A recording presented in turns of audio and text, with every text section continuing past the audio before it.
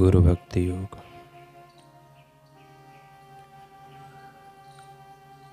साक्षात प्रेम एवं आनंद स्वरूप अपने गुरु की सेवा करने का सौभाग्य प्राप्त हो जाए तो सेवा में असीम आनंद और परम सुख मिलेगा।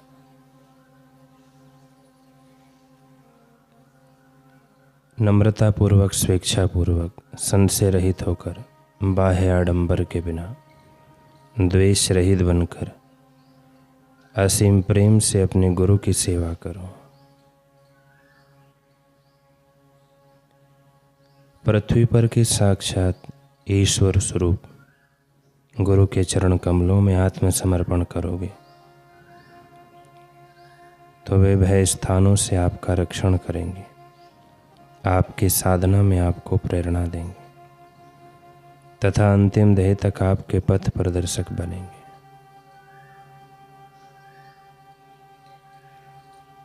गुरु की कृपा अखूट, असीम और अवर्णनीय है। गुरु पर श्रद्धा एक ऐसी चीज है जिसे प्राप्त करने के बाद और कुछ प्राप्त करना शेष नहीं रहता। अतः आलस्य छोड़ो, तर्क कुतर्क के जाल से अपने को बचाकर चल पड़ो, मधुर मंजिल मिलेगी।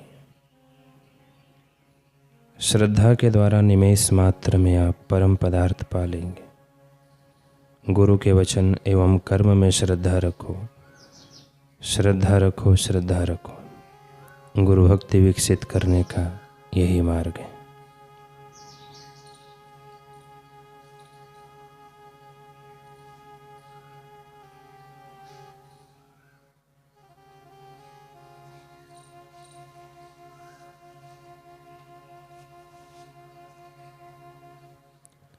ईश्वर ने आपको तमाम प्रकार की सुविधाएं, अच्छा स्वास्थ्य एवं मार्ग दिखाने के लिए गुरु दिए।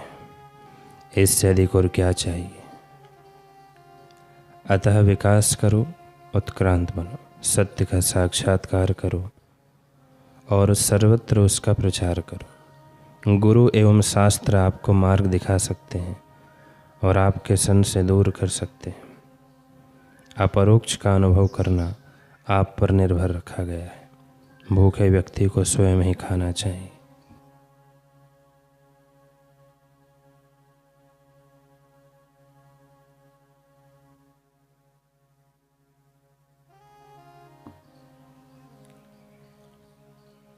वैभवपूर्ण महलों के बीच शाही राजमार्ग पर आगे बढ़ रहे थे एक भिक्षुक के कदम।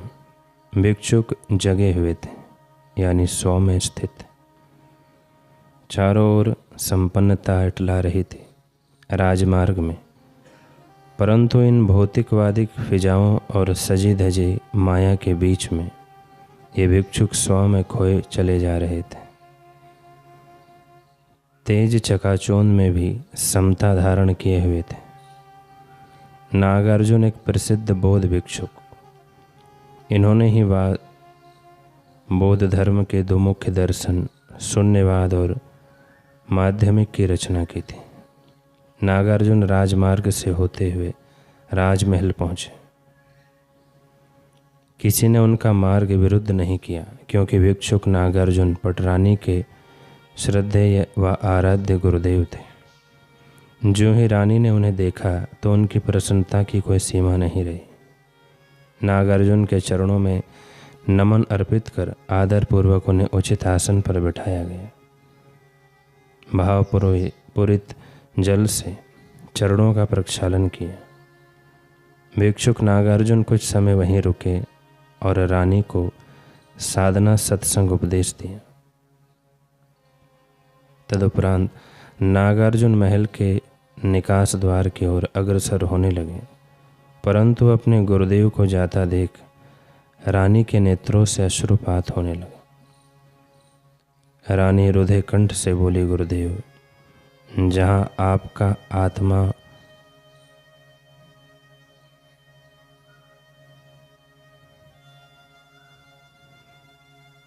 रानी ने कहा, गुरुदेव, जहाँ आपका आत्मा को आह्लादित करता है वहीं आपसे दूरी हृदय को सूलों की भांति भेद देती है। आपके सारगर्भित प्रवचन मन को अमृत धाराओं से सराबोर कर देते हैं, परंतु वही आपकी अनुपस्थिति से हृदय बहुत विचलित हो उठता है। रानी के भावपूर्ण शब्द सुनकर नागार्जुन ने हाथ उठाकर मौन आशीर्वाद लुटा दिया।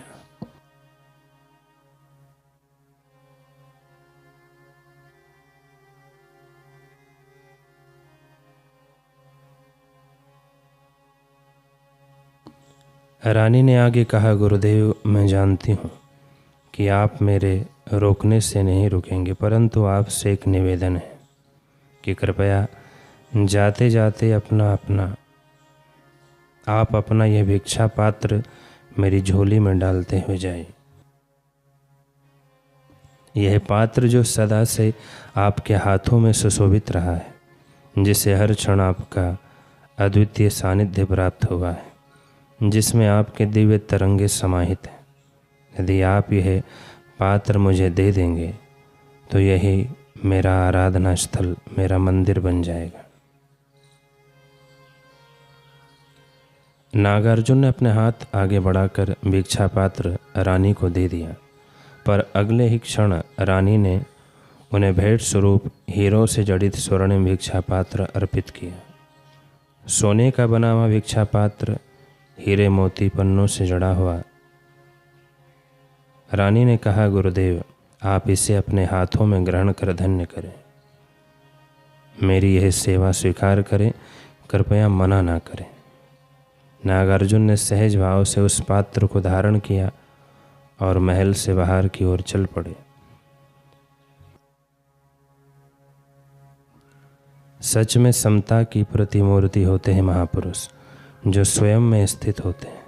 हीरो से सुशोभित पात्र के प्रति विरोध तो वे व्यक्त करें जिसके लिए पीतल और स्वर्ण में, काष्ठ और रत्नों में भेद हो। जो अपने आप में स्थित हो उसके लिए द्वैत कहाँ रह जाता है।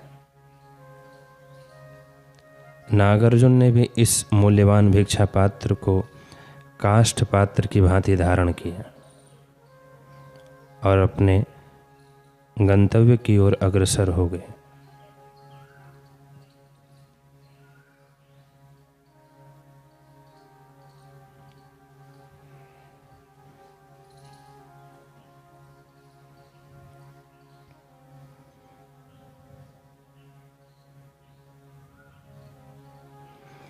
ऐसे ही हाथों में सोने का पात्र रत्न जड़ित लेकर चल रहे थे, मानो कि कोई लकड़ी का पात्र हो। सभी देख कर दंग हैं। अभी वह राह में ही थे कि तभी चोरी डकैती में मंझे एक खिलाड़ी की नज़र उनके भिक्षा पात्र पर पड़ गई। उसकी आंखें हैरानी से फैल गई। अब दबे पांव नागार्जुन के पीछे हो लिए। कुछ दूरी तय करने के बाद नागार्जुन नगर के बाहर खंडर हो चुके एक प्राचीन मंदिर में प्रवेश कर गए। उस जर्जर मंदिर का एक कक्ष ही उनकी साधना स्थली थी। इसके बाहर एक द्वार था, खिड़की नहीं, और दीवार भी जीर्ण शीर्ण थी। इधर वह चोर भी, जो नगर से उनके पीछे लगा था, मंदिर में सहज ही प्रवेश कर गया। एक दीवार के पीछे खड़ा होकर नागार्जुन की गतिविधियों को देखने लगा। चोर मन ही मन प्रसन्न था कि इस वीराने में वह सफलता से अपने काम को अंजाम दे सकता है। यह योजना बना रहा था कि जैसे ही यह भिक्षुक विश्राम करेंगे तो वह उनका भिक्षा पात्र उठाकर भाग जाएगा। उस बेश कीमती पात्र से तो उसकी कई पुश्तें आराम से खाएगी। चोर ऐसा सोच ही रहा था कि यह क्या टन टन टन की आवाज़ जो चोर के कानों में पड़ी। हीरो से जड़ित वह स्वर्ण पात्र कक्ष से बाहर पड़ा था। यह देख चोर की आंखें फटी की फटी रह गई। वह स्तब्ध खड़ा रह गया। यह कुछ ऐसा घटा था जो उसकी संकुचित मानसिकता में नहीं समा पा रहा था। उसे ना तो रात्रि होने की प्रतीक्षा करनी पड़ी और ना ही नागार्जुन की निद्रा की गोद में जाने की। किंतु चोर अनुभवी था। उसे यह भापने में समय नहीं लगा कि वह पात्र बेसुधी से बाहर नहीं फेंका गया है, जानबूझकर उसी के लिए फेंका गया है। लेकिन क्यों? इसके पीछे क्या कारण है?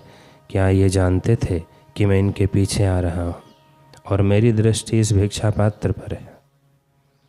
चोरी करने में मुझे कष्ट ना हो इसलिए इन्होंने स्वतः ही उसे मेरी ओर फेंक दिया। गजब! क्या इन्हें रत्नों से कोई लेना देना नहीं?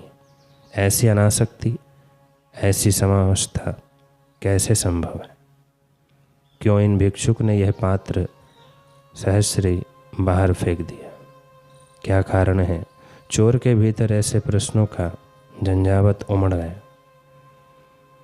वह पात्र हाथ में होते हुए भी उसे लेकर भाग नहीं पाया। उसके जमीर ने झकझोर दिया और उसने कक्ष की चौखट से भीतर झांका। मंद स्वर में बौद्ध भिक्षुक से पूछा कि महाराज, क्या मैं भीतर आ सकता हूँ?